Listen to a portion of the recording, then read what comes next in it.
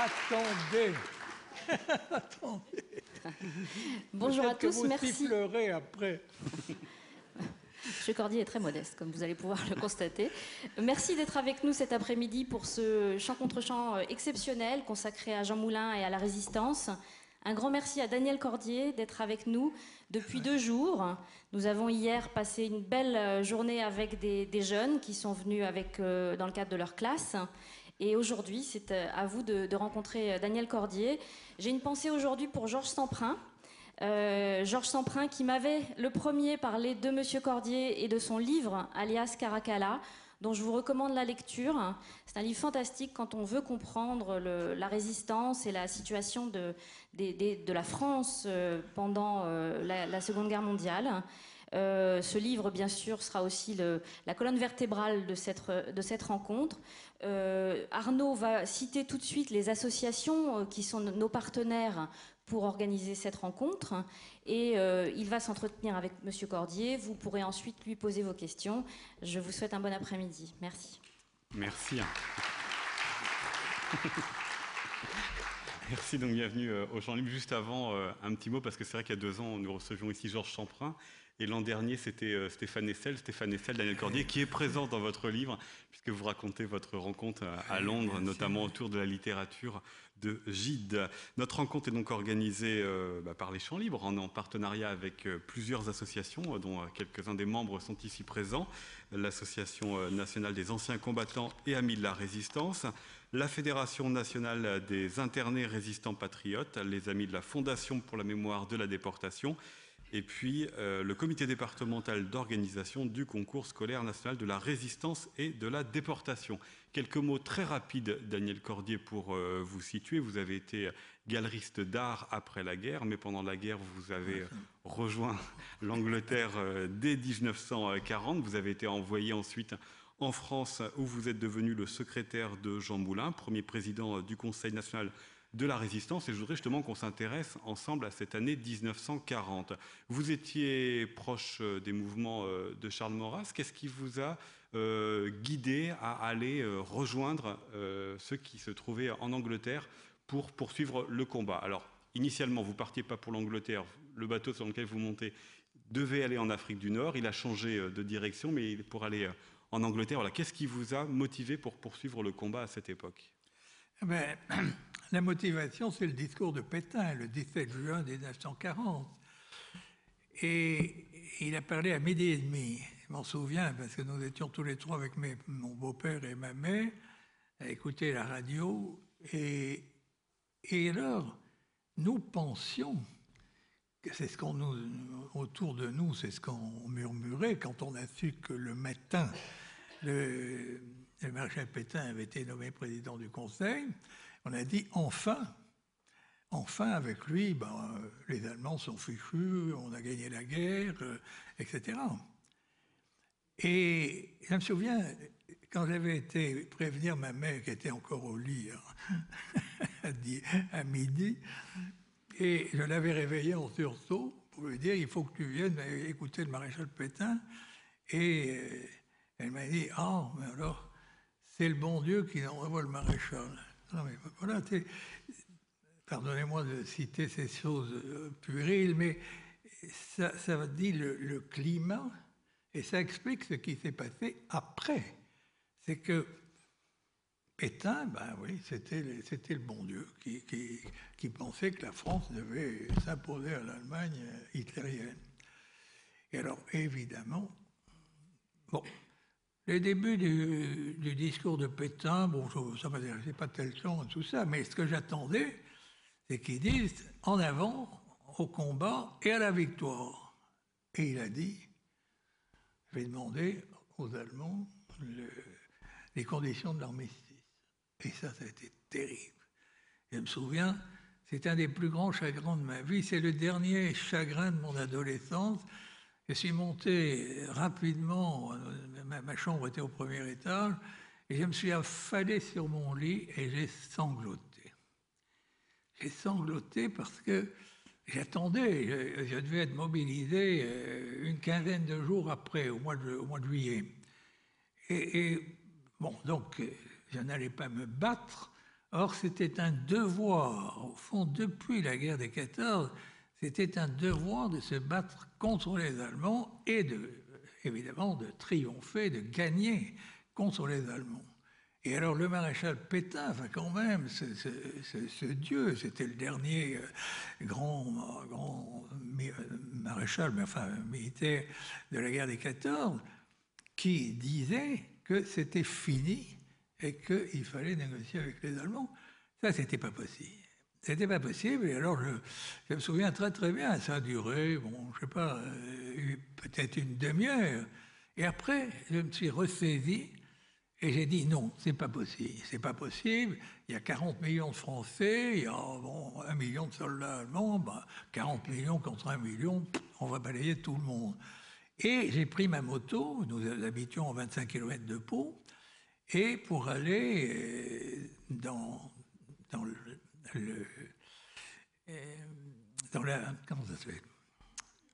le lieu où on faisait les réunions d'Action française, on vendait le journal, etc., etc. Et alors quand je suis arrivé, il était 3 heures, je me souviens très bien, et il n'y avait personne, parce que mes camarades qui étaient des collégiens étaient au lycée. Voilà.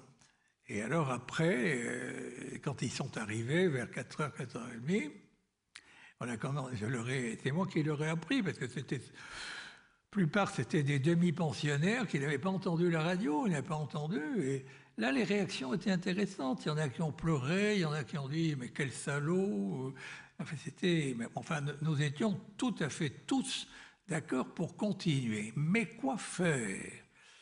Et alors j'avais eu une grande idée qui me paraissait tout à fait extraordinaire, c'est que nous emprunterions les voitures de nos parents, les fusils de chasse, et que nous partirions sur la route, j'habitais Pau à ce moment-là, et à travers les Landes, et que nous irions à la rencontre de l'armée allemande qui quittait Bordeaux, qui était en train de descendre quelque part dans la route des Landes. Et puis alors, face au tank et tout ça, avec les fusils de chasse, on tuerait le plus qu'on pourrait, et puis on mourrait à notre tour, évidemment.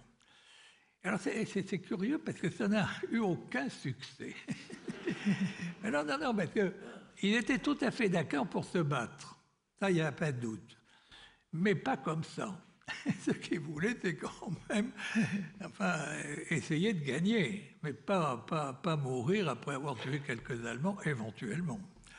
Voilà. C'est-à-dire que vous avez embarqué sur le bateau le 21 juin 1940. À aucun moment, à ce moment-là, vous n'aviez entendu l'appel du 18 juin du général de Gaulle? Ah mais non, absolument pas. J'avais entendu parler du général de Gaulle parce que la veille, enfin ça fait partie des coïncidences de la vie, la veille de la nomination du général de Gaulle, je crois que c'était le 7 juin 1940, dans le cabinet du maréchal Pétain, nous avions été voir le chef de la section d'action française d'Oloron-Sainte-Marie, qui était à 25 km de chez nous, dans les montagnes. Et pour échanger des idées sur la situation, parce que la situation c'était le 10 juin, quelque chose comme ça. Et là, il nous a dit, mais est-ce que vous avez entendu le général de Gaulle hier soir? Et il nous a montré un journal de Pau qui donnait la photo du Conseil des ministres sortant de l'Élysée. Et dans le coin, il y avait le général de Gaulle, immense, solitaire, avec ses leggings, et qui allumait une cigarette tranquillement, pendant que Reynaud, Daladier et tout ça parlaient au premier plan. Et il a dit, voyez, retenez bien ce nom. Et avec lui, vous allez voir, il va commander l'armée et c'est lui qui nous donnera la victoire. C'est la première fois que j'ai entendu parler du général de Gaulle. Et ça a duré 5 ans. Voilà, vous êtes donc arrivé en Angleterre. Alors, ce que vous écrivez dans Alias Caracalla, c'est que voilà, il y avait 2500 volontaires français avec vous, pas plus. Qui était... Attendez. Oui, Oui, il y a 800 hommes de la Légion, 800 Allemands, enfin Allemands et autres nationalités, de la Légion étrangère. Parce qu'il y avait 2 groupes de la Légion étrangère en Norvège, et du moment que l'un était resté en Angleterre, l'autre rentrait en France, parce que les colonels se haïssaient. Alors, nous en avons eu un, puis l'autre rentrait en France. Et alors, ça, c'était les 800, et puis le reste, c'est-à-dire environ 1200, 1300 jeunes Français qui avaient tous moins de... J'étais un des plus âgés, j'avais 19 ans et demi. Mais il y avait des gens très jeunes, des Bretons, des gens comme ça, qui étaient partis, ils avaient 17, 18 ans.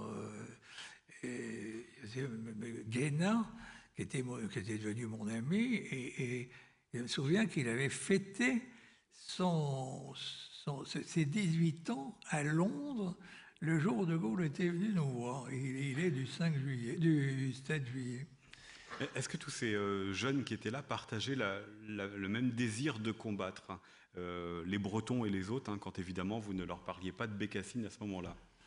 Ah, absolument. Ah, ben écoutez, qu'est-ce que vous voulez qu'on fasse? Ah oui, non, mais on était là pour tuer du Boche. Et alors, les débuts de cette espèce de bataillon que l'on avait fait, c'était un faux bataillon, parce que nous étions 450, ou même pas 450, alors que les bataillons, c'est quand même 800 personnes. Mais enfin, on faisait ce que l'on pouvait. Et alors, nous avions eu la chance que, avec les hommes de Norvège, c'est-à-dire les 30 000 hommes qui rentraient de Norvège, qui se trouvaient stationnés en Angleterre, il y a eu environ 70 officiers, sous-officiers, je crois quelques soldats. Heureusement, parce que ça a été notre encadrement. Nous avons été encadrés par des chasseurs alpins qui rentraient de Norvège. Et puis, il y avait le capitaine Lalande, le commandant Huchet, c'était des hommes de la Norvège qui s'étaient... Bon, ils avaient tous la Légion d'honneur, la Croix de guerre. C'était pour nous, c'était très impressionnant. Mais alors, ce qu'on pouvait donner, c'était notre discipline. Et c'est vrai que ça a été extraordinaire parce que en à peu près 3 mois, ben, nous sommes devenus une armée. Et nous étions très, très... Il y avait tout. En fait, la majorité, c'était évidemment les Bretons. Il y avait entre 60 et 70% de Bretons. Mais enfin, il y avait aussi quelques autres. Quelle connaissance vous aviez de ce qui se passait ailleurs? Parce que vous étiez un petit groupe de Français, mais finalement isolé en Angleterre, isolé d'un peu du reste du monde? Vous savez, il faut savoir, enfin, aujourd'hui peut-être que tout ça a changé, mais qu'est-ce que connaît un garçon de 18 ans, de 17 ans, de 16 ans, en dehors de son ballon de football, de quelques filles qui commencent à découvrir, et puis ses études. Vous savez, et alors non, mais il faut aussi penser, ce que je vous raconte se situe il y a 70 ans. Et la France d'il y a 70 ans, ben d'abord nous étions beaucoup plus petits qu'aujourd'hui. Vous avez grandi, mais pas nous. Et c'est une autre France. Ça n'a plus... On était des enfants. Enfin, c'est ça que ça veut dire. On était des enfants. Alors vous l'avez dit, vous avez intégré un bataillon de chasseurs dans les premiers temps, mais vous n'avez pas fait que cela, puisque ce bataillon, il n'a pas duré jusqu'en 1942. Il a été dissous par De Gaulle, c'est ça? Il a été dissous par De Gaulle, parce que quand De Gaulle s'est occupé de nous, c'était très, très gentil. Il a passé la nuit de Noël avec nous. Je parle toujours de ça, parce que c'était quand même très touchant. C'était quand même le chef de la France libre. La France libre, c'était 3000 personnes. Mais enfin, c'était très émouvant de penser qu'il était venu probablement avec les plus jeunes. Enfin, il a passé la nuit de Noël avec nous. Et C'était quand il a dissous votre bataillon pour en faire autre chose. Alors, il était venu auparavant, il était venu quelques semaines auparavant, il rentrait d'Afrique, où il avait fait son premier voyage en Afrique, et il nous a dit, en Afrique, il y a des soldats noirs, mais ils n'ont aucun encadrement. Et vous deviendrez leurs officiers et leurs sous-officiers. Et donc, il faut dissoudre le bataillon et il faut le recomposer, c'est-à-dire qu'il va y avoir un groupe qui prépare les officiers, un groupe pour les tanks, et un groupe pour les motos, les canonniers, etc., etc. Et puis, tous, vous encadrerez ces troupes que nous pouvons avoir. Nous pouvons avoir quelques milliers de soldats. Et ça a été terrible. Ah oui, ça, c'était terrible. Je me souviens très bien, après que De Gaulle est parti, et donc nos officiers nous ont lu la liste dans chaque section de ceux qu'ils avaient choisis pour être officiers, puis pour être motocycliste, je ne sais pas quoi. Et hélas, j'étais dans les élèves officiers. Et je me souviens très très bien, après qu'il a donné la liberté pour préparer le déménagement et tout ça, je suis allé me présenter à lui, et je lui ai dit, mais mon lieutenant, est-ce que vous me désignez pour faire une école d'officier, mais ça ne m'intéresse pas, et je veux rester avec mes camarades. Parce qu'il y avait quelque chose, c'est que ça faisait 4 mois et demi, 5 mois, que nuit et jour, nous partagions tout avec quelques centaines de jeunes qui n'avaient aucune nouvelle de France, pas plus de Bretagne que du Pays Basque et que de n'importe où. Il y avait pas, ça ne circulait pas. Après, il y a eu un petit peu de temps en temps, mais enfin, au début, nous n'avions absolument aucune nouvelle. Et donc, c'était notre famille, c'était notre patrie, c'était tout. C'était la première fois que nous quittions la France. Il y a une chose, il faut comprendre quelle est la France de cette époque. Il y a 70 ans, on passait les vacances ensemble, les grandes vacances, quand on en avait, et puis on allait au bain de mer, si on allait au bain de mer, mais je veux dire, on restait. Les gens ne quittaient pas la France. C'est tout à fait un autre univers que celui d'aujourd'hui, où on passe son temps à circuler en avion, enfin, de toutes les manières. Et donc, il y a ce sentiment-là, c'est que... Et ce sentiment... Alors, il y a une chose, c'est que nous n'avions pas beaucoup d'informations, surtout au début, parce que nous n'avions pas de journal, nous avons... Quelques temps après que nous nous sommes engagés, on avait un bulletin renéotypé, mais enfin, il y avait quelques bombardements. Enfin, il y avait très, très, très peu de choses, très peu. On était coupés. On a appris, quelques temps après, qu'à Vichy, les députés avaient voté pour Pétain et tout ça, mais c'était fini.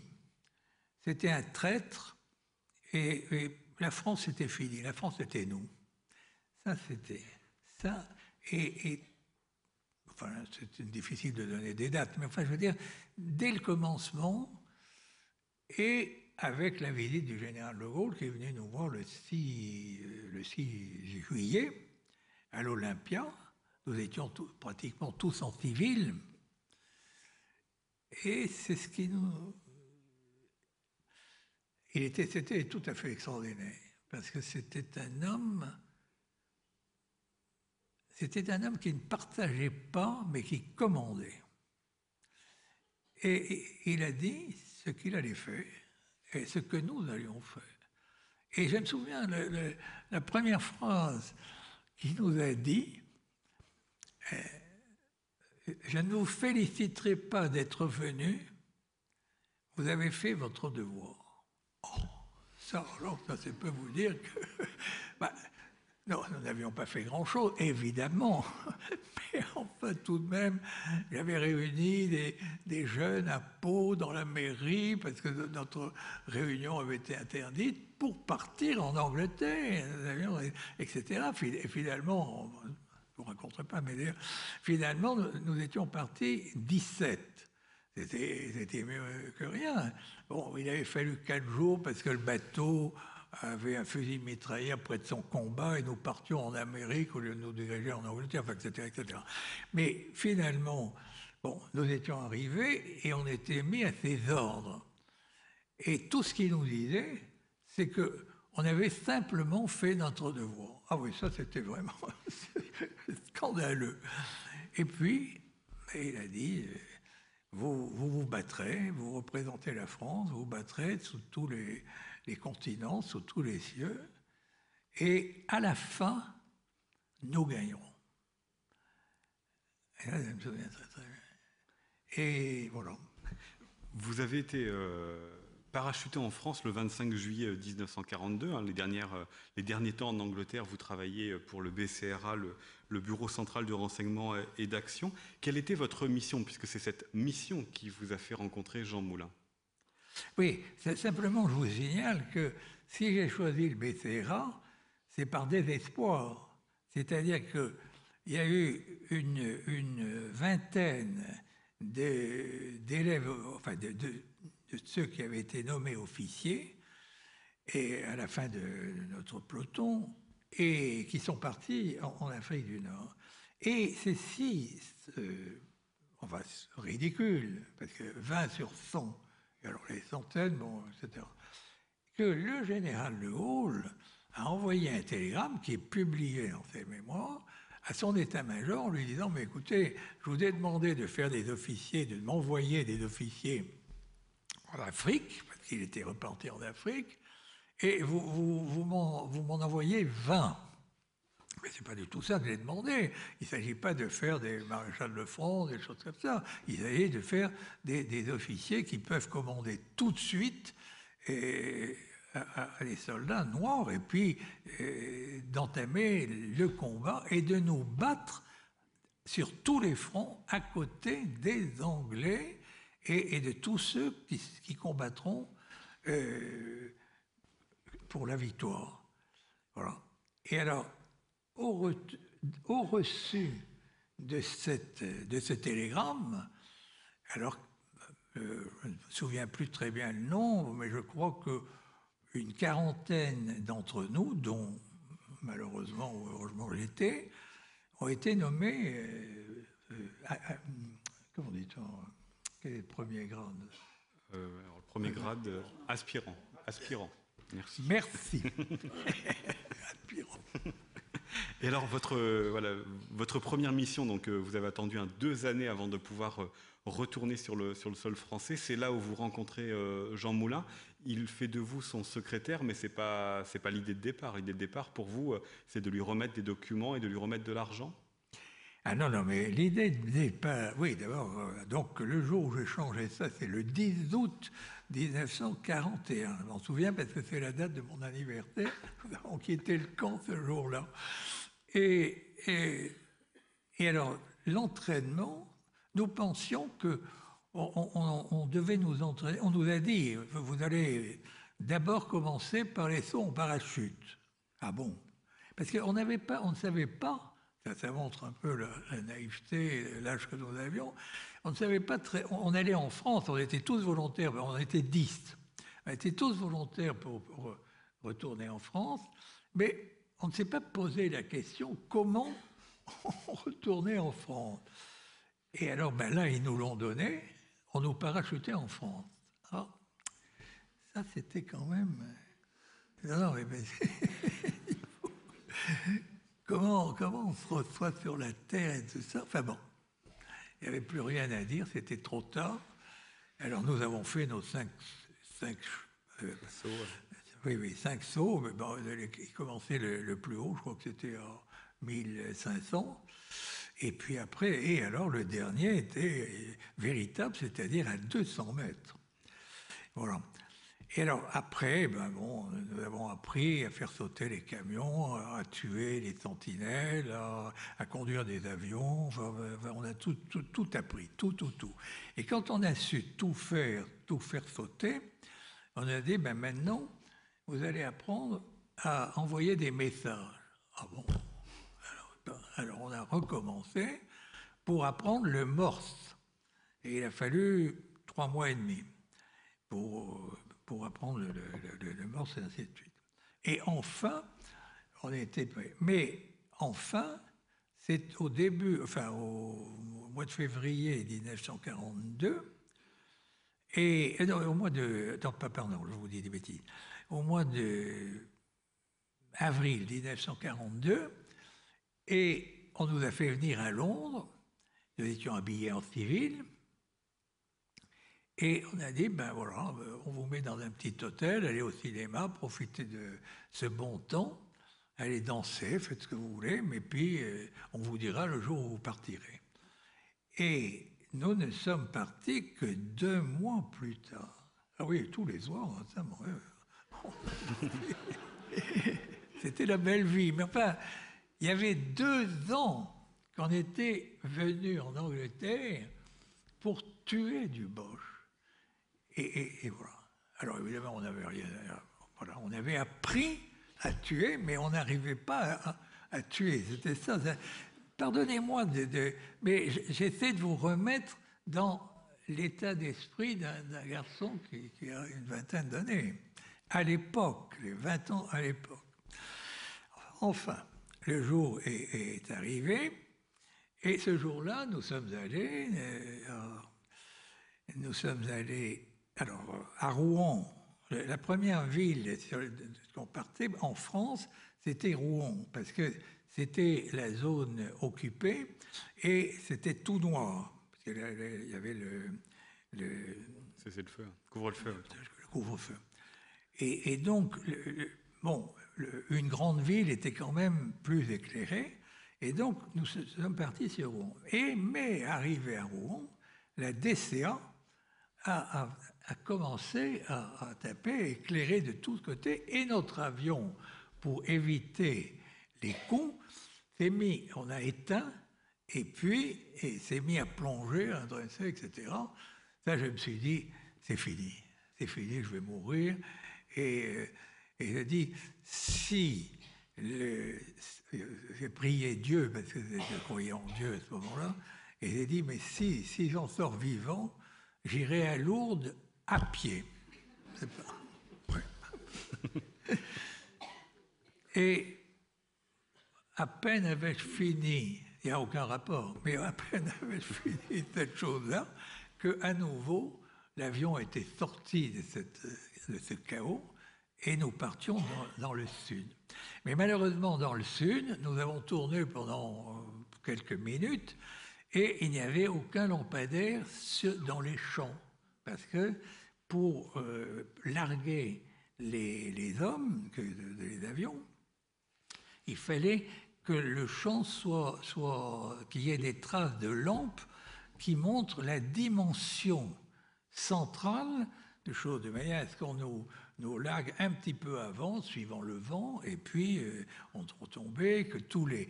Parce qu'il y avait nous, mais il y avait... nous étions 3.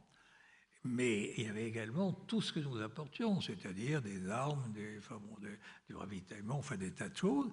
Et donc il fallait que ça ne soit pas trop dispersé, éparpillé sur enfin, il n'y avait pas seulement les champs, il y avait des bois, des forêts, des choses comme ça, etc. Et c'est pour ça que les avions volaient très bas, d'environ 200 mètres à ce moment-là.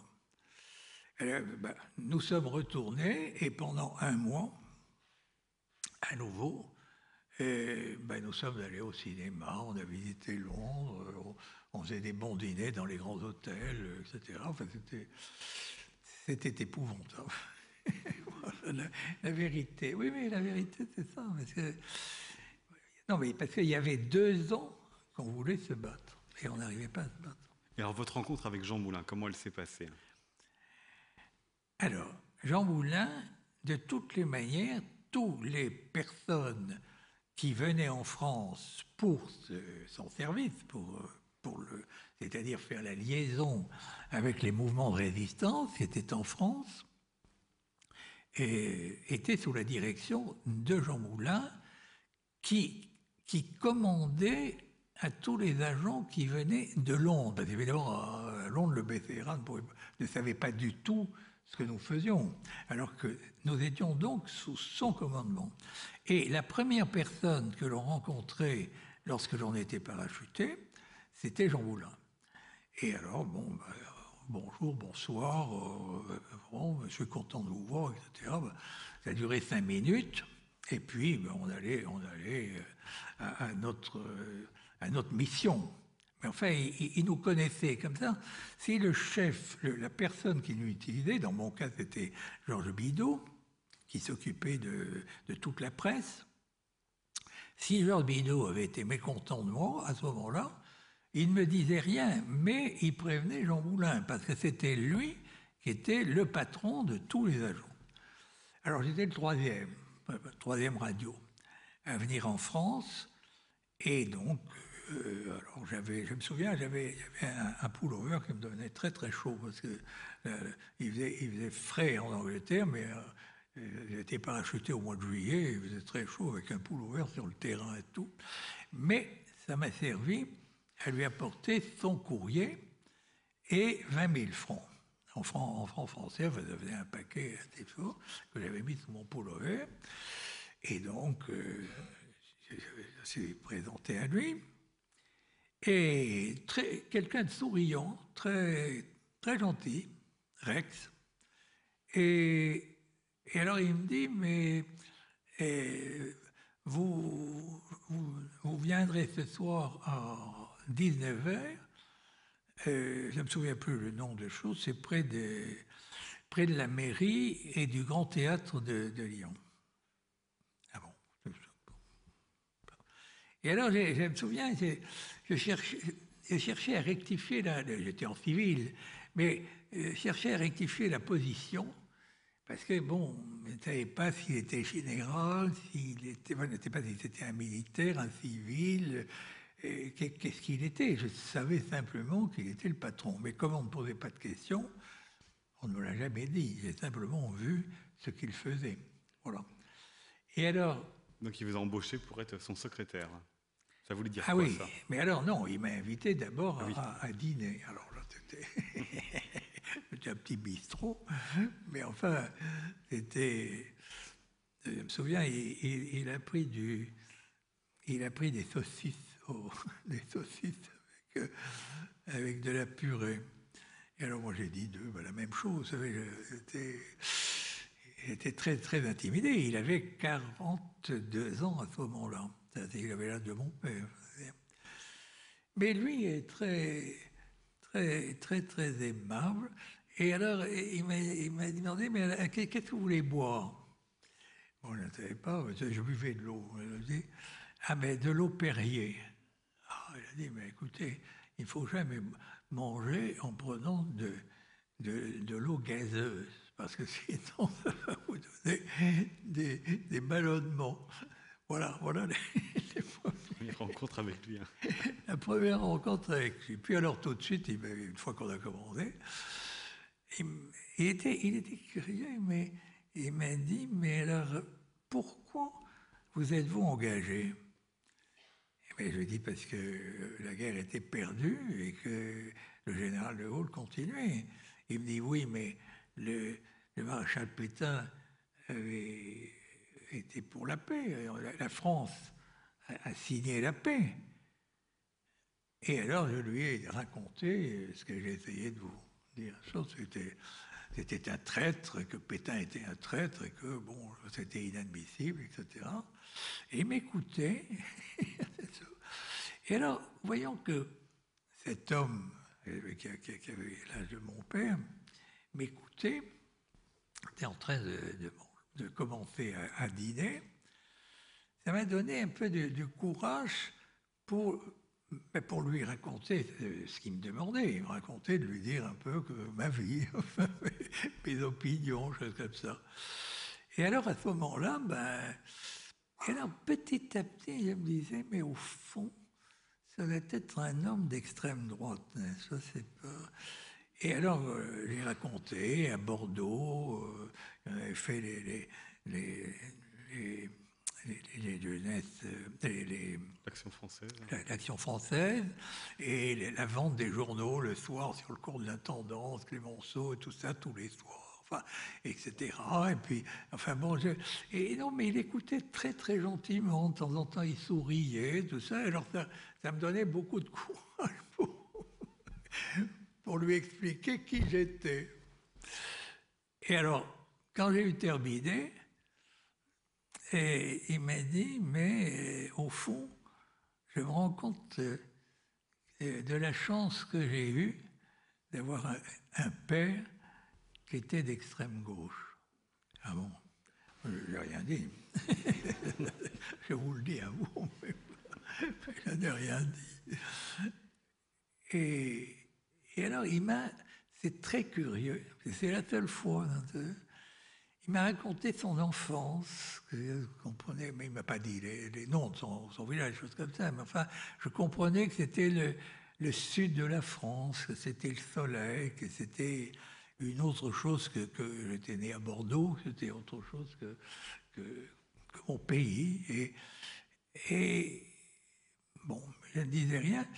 Et alors, il avait beaucoup d'admiration pour son père. Et il me parlait de son père, et son père, dont il m'a dit, mais vous savez, il a défendu Dreyfus jusqu'à la réhabilitation de Dreyfus. Bon, ça, il me disait, peut-être qu'il ne sait pas que Dreyfus est un traître, n'est-ce pas? Alors peut-être, mais je n'ai rien dit. Parce que quand même, là, ça avait l'air très important dans sa famille. Voilà comment ça a commencé. Et puis alors, après, bon, quand c'était fini, il m'a demandé des nouvelles de Londres, ce que je faisais à Londres, etc., etc. Et puis nous sommes sortis, nous sommes partis le long des quais. Il devait être 10h30, 11h du soir. Et puis, nous avons marché, puis nous avons pris une rue qui aboutissait non loin de la gare de Perrache. Il a dit, regardez, il s'est arrêté au bout de la rue, il a dit, regardez le numéro, vous lirez le nom de la rue en sortant, on était presque au bout, et demain matin, je vous attends à 7h du matin ici. Et bonsoir, et il a claqué la porte.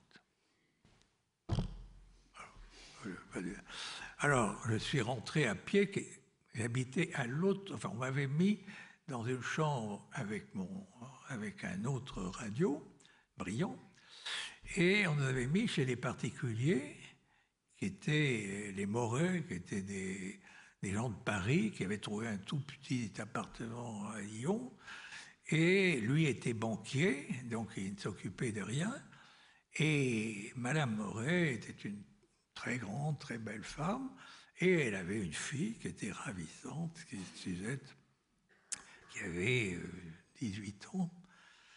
Et ils m'ont accueilli. Alors on a mis Suzette qui était dans le salon, on l'a mis à coucher dans la cuisine. Et puis nous, il y avait un divan dans la salle à manger, puis on en a mis tous les deux dans le divan, et puis eux avaient la chambre, tout ça, c'était tout petit, mais c'était très, très, très, très sympathique. Voilà. Alors racontez-nous, influencé par Jean Moulin, vous êtes devenu à votre tour un homme de gauche, mais racontez-nous qu'est-ce que ça voulait dire être secrétaire de Jean Moulin à la tête d'une résistance depuis Lyon qui était éclatée, c'était des petits groupes avec aussi peu de monde dans la résistance. Qu'est-ce qu'était être secrétaire? Alors voilà, alors donc le lendemain matin, je suis allé le voir à 7h, comme il m'avait dit. Alors, il était assis à une table, il y avait une petite table entre les deux fenêtres, c'était une chambre qu'il louait, et il était assis sur une chaise devant cette table, il y avait le courrier que je lui avais apporté, et moi, il m'avait installé dans le fauteuil. Alors, c'était pas... Bon. Et heureusement, il me dit, mais alors, vous avez bien dormi? Et je lui répète, ah non, pas du tout, je n'ai pas, n'ai pas dormi. Ah, il me dit, mais pourquoi?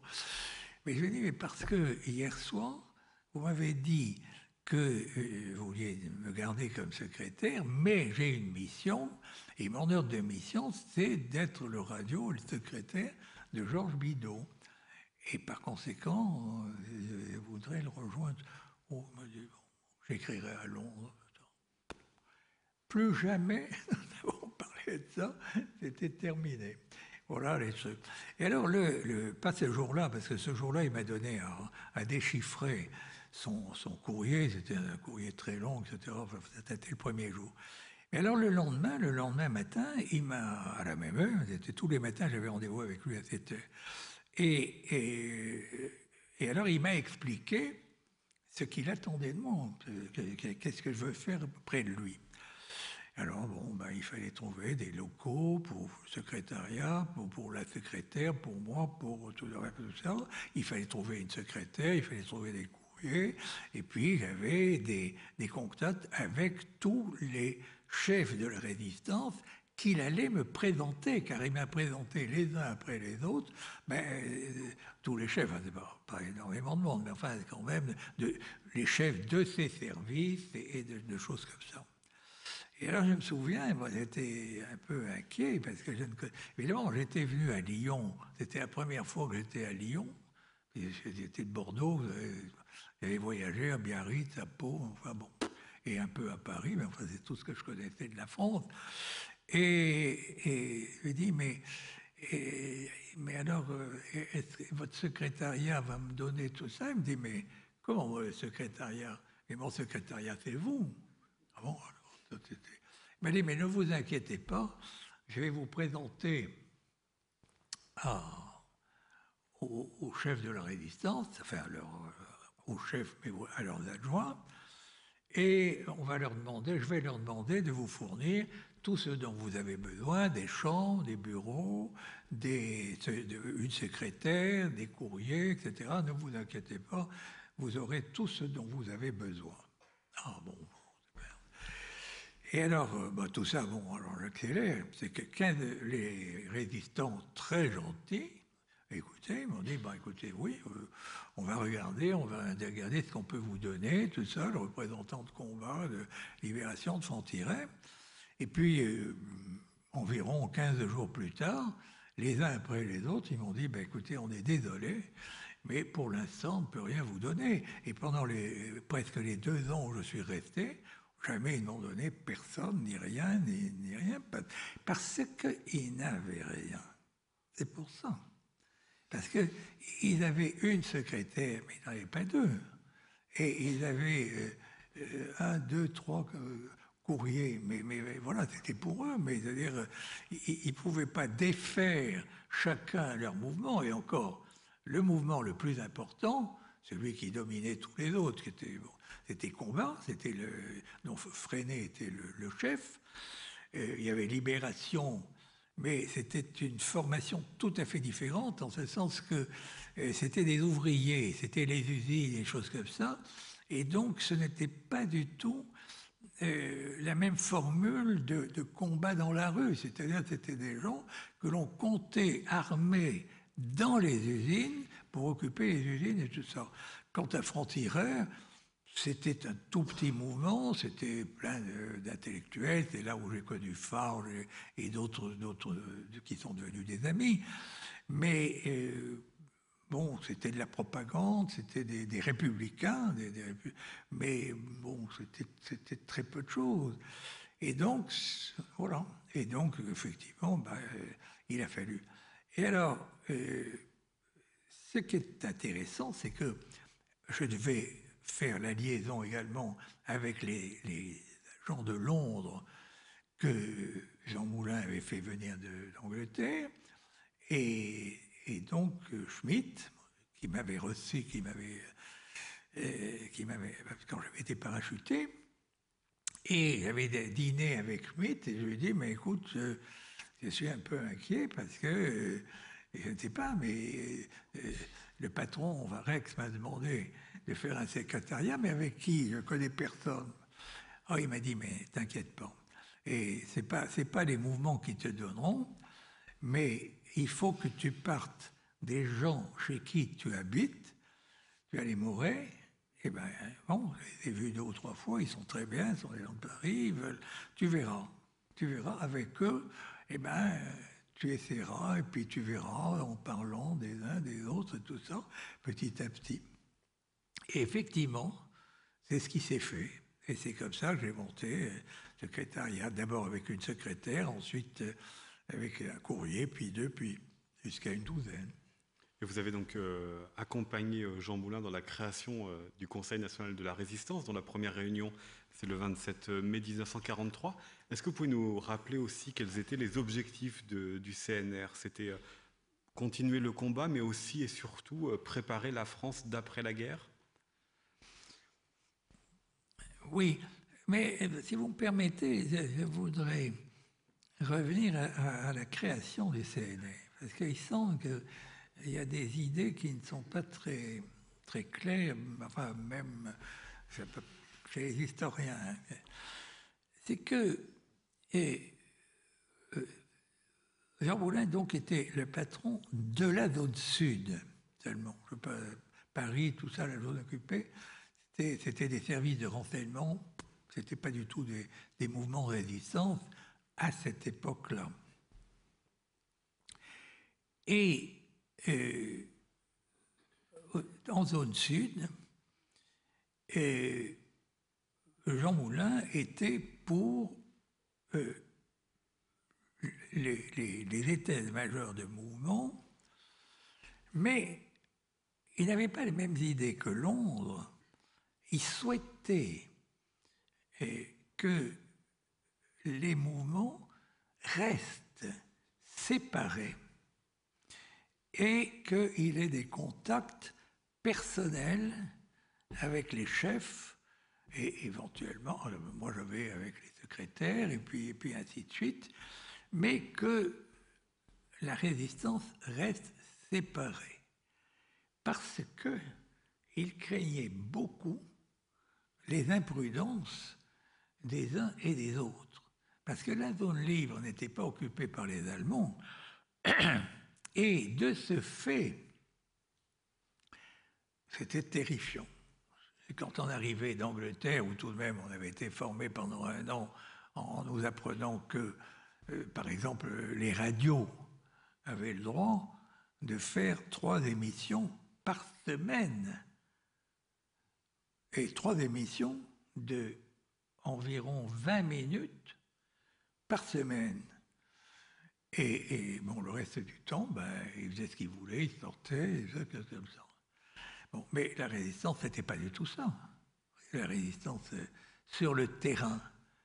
Parce que si on avait fait ça, et si on avait vu 3 personnes par jour, ou 4 personnes, parce que c'était ça, les choses, il n'y avait pas de résistance, il n'y avait plus rien.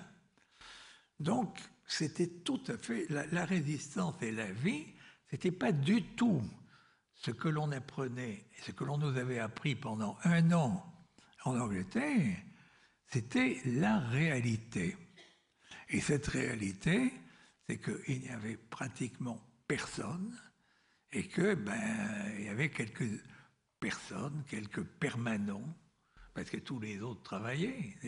Dans la résistance, la plupart des gens travaillaient parce qu'il fallait qu'ils vivent. Donc ils avaient un travail et ainsi de suite. Alors bon, au bout de quelques temps, les cadres de la résistance, c'est-à-dire Freinet, les états-majors, les gens qui les accompagnaient, ont eu de quoi vivre parce qu'il fallait qu'ils circulent à l'intérieur de la zone sud pour prendre contact, pour faire des réunions, pour essayer de recruter. Parce que ce problème de départ, c'est de constituer cette résistance.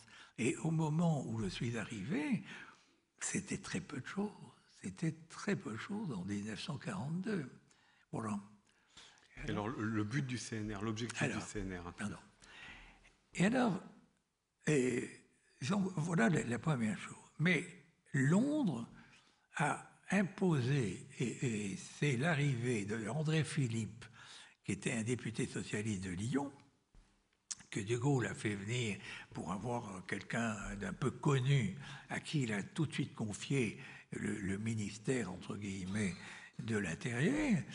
Et c'est André Philippe qui a demandé à Jean Moulin de faire un comité de coordination pour rassembler tous les trois chefs des mouvements, et dont lui était le président, avec un double vote. C'est-à-dire qu'il avait, s'il y avait des difficultés, il pouvait intervenir pour créer la majorité. Ça s'est passé à l'automne 1942. Mais à l'automne, pendant que Freinet et Dastier se trouvaient en Angleterre, Jean Moulin et le représentant de franc-tireur n'ayant pas pu aller, ils ont raté les avions, ils n'ont pas pu venir, c'était assez compliqué. Bon, enfin, donc ils ont été séparés. Et à ce moment-là, eh ben,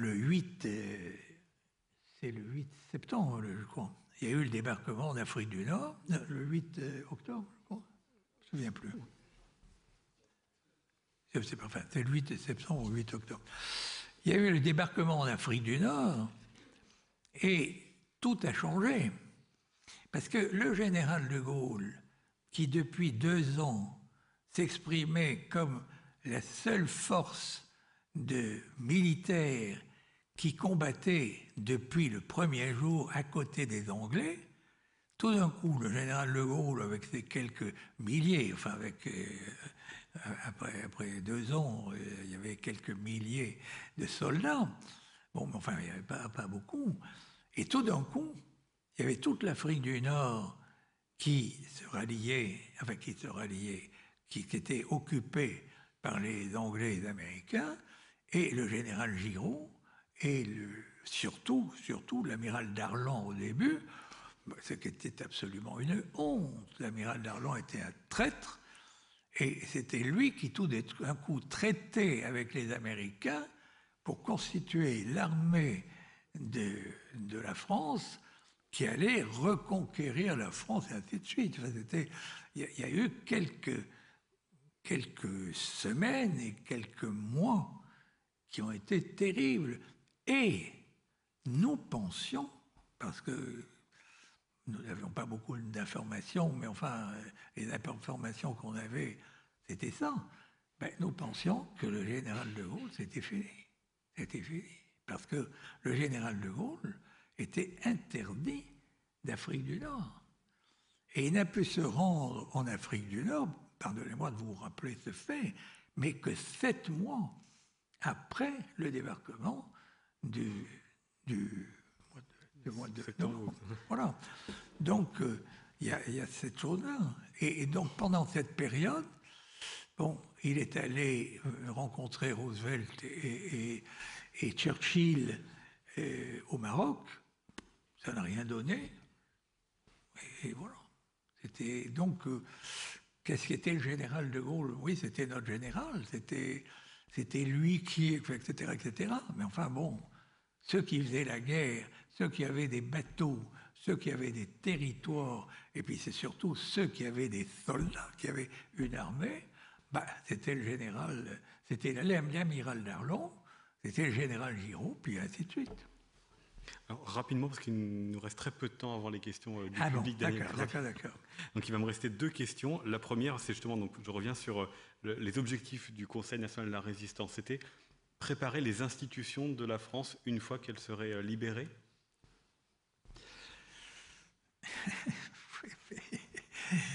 Oui, mais vous me faites sauter sur le... Non, mais parce que, bon, peut-être que vous connaissez par cœur tout ce que je suis en train de vous dire, je ne sais pas. Non. Mais, mais parce qu'il y a des... Pardonnez-moi, je prends un peu de temps, mais on prolongera un petit peu si vous êtes d'accord. Il n'y a pas de problème. Oui, mais j'essaie de vous montrer dans le temps ce qui s'est passé. Donc, après ça, au mois de novembre, le journal Libération c'est-à-dire les socialistes, ont proposé de faire un conseil de la résistance. J'emploie, pour cet organisme, j'emploie pour tous les mouvements, pour tout ça, le même vocable, de manière à ce que l'on comprenne, parce que parce que chacun avait un nom différent pour ce même organisme. C'est-à-dire, le Conseil de la Résistance, c'était essentiellement des représentants des anciens partis politiques. Il y en avait, suivant les groupes, 6, 7, 5, etc. Et puis, qui n'avaient pas résisté, je dois te dire tout de suite. Mais enfin, c'était le retour à la démocratie et à la République par la résistance, parce que le général de Gaulle avait d'autres projets. Et il y a eu en même c'était au mois de novembre, et 15 jours, 3 semaines après, il y a un homme, c'était Pinault, qui était allé à Londres et qui avait reçu une mission du général de Gaulle en France, etc., qui avait été venu en France, qui avait été mis en prison et qui s'était évadé. Et, bon, il n'avait plus rien à faire. Et, au début décembre, lui aussi a eu l'idée de faire un conseil de la résistance sous un autre nom, et ainsi de suite. Donc, il y avait 2 conseils de la résistance qui étaient en préparation. Ces hommes prenaient des contacts avec les socialistes, avec les communistes, avec les résistants, les anciens résistants, et puis avec les quelques hommes des partis politiques qui retrouvaient, ils essayaient. Il y en avait 2. Mais ces 2 organismes n'étaient pas du tout gaullistes. Bien entendu qu'ils criaient « Vive le général de Gaulle » parce que leurs troupes étaient gaullistes. Il y a pas, c'est un mot très vague. Mais tous les résistants de base qui n'étaient pas du tout au courant de toutes ces recherches, de toutes ces choses, qui appartenaient à des courants politiques ou simplement qui étaient apolitiques par leur jeunesse et leurs choses comme ça, bon, étaient dans Libération, dans Franc-Tireur, etc., dans Combat, suivant le lieu, mais ce n'était pas ça qui les intéressait. Ce qui les intéressait, c'est de participer en faisant de la propagande, en essayant de faire, bon, quand ils avaient un petit peu de faire sauter des trains, des choses comme ça. Enfin, c'était très peu de choses à cette époque, mais enfin, c'était surtout ça, c'était la propagande. Et devant cette situation, qui était très inquiétante, parce que c'était la résistance en France, ce n'était pas la résistance du général de Gaulle.